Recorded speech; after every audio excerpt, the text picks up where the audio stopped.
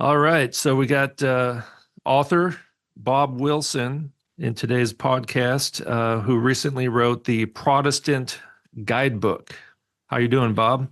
Doing great. Thanks for having me on, Mark. Yeah. So just for the audience here, just looking at the table of contents, some of the things you cover are you talk about the Reformation, but then what happened after that, you talk about the Jesuits. And that's a topic I want to kind of focus on today a little bit if we can, because we hear about the Jesuits, but a lot of us don't really know too much about them and what they're really doing and why they started this kind of stuff. Who are they? And by the way, before I forget, Mr. Fauci happens to be a Jesuit as well, which he just Well, recently go talked about. figure. Yeah, he just talked about that like last week in an interview.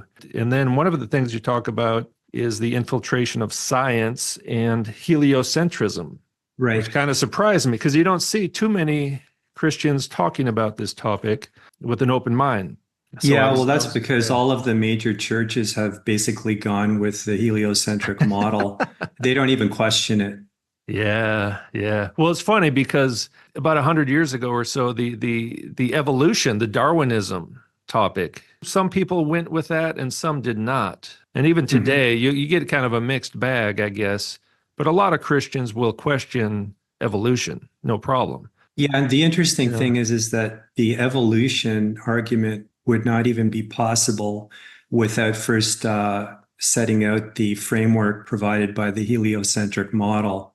And Yes. so the whole thing is a sequence that started Yeah. 500 years ago.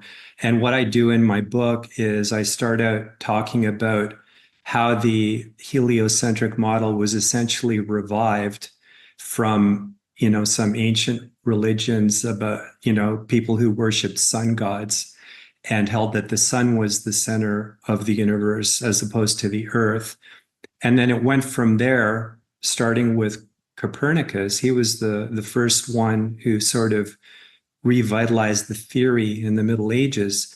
And then after that, you had a bunch of other scientists who came on board, like Kepler, who had ties to the Jesuits, and then later Galileo, and then Newton, who most people don't know was actually a Freemason. Yeah. And another thing I mention in the book is that the Freemasons work together with the Jesuits to promote whatever theories they find beneficial for their cause. Mhm. So the whole thing started with heliocentrism. And basically, the Jesuits had enough power that they were in a position to pick and choose which scientists' work they would support and which they wouldn't. And in the case of those who fell in the latter category, like Tycho Brahe, he mysteriously died at, I think he was in his 50s, and he was in good health. There's a book I mentioned which makes the case that he may have been murdered by his associate Kepler because he Uh, didn't go along with the heliocentric theory. So the Jesuits basically were able to play these scientists just how they wanted, and they would support the ones that, upheld the right theory, and they essentially would do away with the ones that didn't. And because we had that sort of framework established, the next step was coming up with things like evolution, the Big Bang Theory, and all of that. They all go together. yeah, I kind of had the same idea just recently. I realized, yeah, without heliocentrism, they couldn't have the billions of years necessary for evolution and all that kind of stuff, right? So Exactly. that's Yeah. very good insight. Yeah. Why did the Catholics have such a problem with Martin Luther? Well, like any big corporation, they were panicking due to a loss in market share. This guy, Luther, came along and quite arrogantly, according to the Catholics, basically said, we've gone way off course. We need to get back to the basics. And sola scriptura was Luther's call to get back to the basics. In other words, the Bible is the sole undisputed word of God, and everything else is extras, which may or may not be valid. So Luther called them out. He was, in fact, a Catholic priest. Mhm. And when he saw indulgences being given out, which were little pieces of paper that the Catholic Church gave to peasants, promising that their loved ones would be saved, and which were in fact used to finance the construction of the Vatican Cathedral. Luther was furious at this. That was probably the main thing that got him going, but he pointed out dozens of flaws that the Catholic Church was guilty of, and he nailed his list of theses to the church wall, and that was the start of the Reformation. People started reading the Bible for themselves, right? He translated the Bible into German, and the Catholic Church kind of lost their monopoly on salvation, and the Pope was seen as the authority, right? You couldn't question the Pope. And then, so how did the Jesuits fit in then? There was a guy called Don Inigo Lopez de Recalde. He was born in Spain in 1491. He was a soldier. He received a severe wound in the battlefield that left him with a permanent limp. Historians believe that he had a traumatic experience from this, which resulted in a nervous breakdown. And when he was recovering from his injury, he got interested in the Catholic faith. And apparently he had these feverish dreams about Catholic doctrine. So by whatever means, he was convinced that his goal in life was going to be to uphold Catholic doctrine at all costs.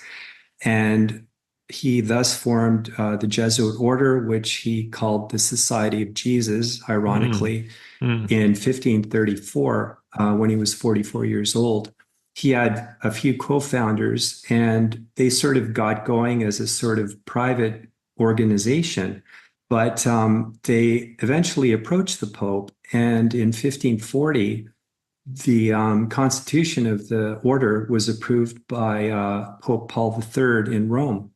Now, when the Reformation went into full swing, the Pope wasted no time in leveraging this newly formed Jesuit order as a sort of counter-reformational force. And they did everything in their power to nip it in the bud.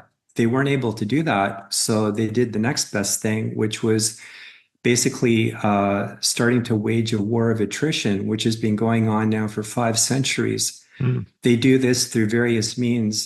They set up schools. You had already 500 years ago the beginnings of Jesuit education, which included colleges, universities, and we still see those today. They've expanded worldwide. And basically, they start when minds are young and fresh and impressionable, and they basically indoctrinate students into the sort of Jesuit mentality. If you could summarize the sort of one overriding goal of the Jesuits, it's to quench the flame of the Reformation.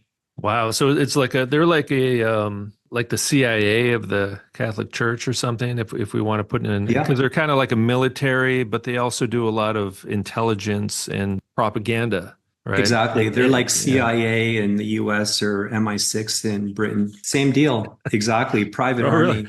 It's basically a worldwide indoctrination camp. And a lot of famous figures went to Jesuit colleges, several US presidents. I believe Winston Churchill, I mentioned in my book. So a lot of prominent politicians throughout modern history are Jesuit educated. The thing about the Jesuits is they're real masters of public relations. And if you look at pretty much any Hollywood portrayal of Jesuits, they're always the heroes. You've got this movie, The Mission, where, there are these heroic figures who were fighting to save the natives in South America from slavery. They're these iconic protagonists who do nothing but good. So that's the PR arm of the Jesuit order. They're the ones that are in public view, and that's how the public forms their opinions. because they did a lot of missionary activity back then, in the Yep. 16th, 17th century, especially in Asia. I've been to different countries where there's a lot of churches, Catholic churches, named after Xavier, Francis Hmm. Xavier, right? And he went around Asia and started all these Catholic churches, and they're still standing, and they're like some of the oldest Catholic churches in Asia. So I've been to these places myself, and I didn't really understand. I didn't know he was a Jesuit and what that was all about. So yeah, so they had this missionary kind of activity, but like you said, that's just kind of the surface level. And thinking about a modern day Jesuit who we mentioned earlier, Fauci, you can almost see that surface level public relations expertise at work, right? Very smooth talker. Exactly. Exactly. Yeah, Very smooth that's right. talker. Wow. So their mission was really to destroy Protestantism, right? It was. And Okay. by extension, not only Protestantism, but basically to remove God from our universe, because they went beyond just destroying the Protestant church. They have been destroying science, they've been destroying education, language, everything. The whole sort of concept of wokeism you can trace back to the Jesuits. Really? Yeah, So, absolutely. so are these things that they believe themselves, or are they just trying to corrupt everyone else? Like originally, were they kind of Catholics who believed in God? What do they actually believe? Well, I wonder. to answer that, I think we need to circle back to Luther. One of the key pronouncements that he made was that the papacy is the Antichrist. Yeah. Now, he wasn't the first to say that. There were numerous reformers in the 15 and 1600s who all concurred with that theory. And if you start with that as your point of origin, that the papacy is in fact the Antichrist, then it all makes sense. And from some point several centuries ago, the papacy has been behind the scenes orchestrating all of this with the support of the Jesuit order.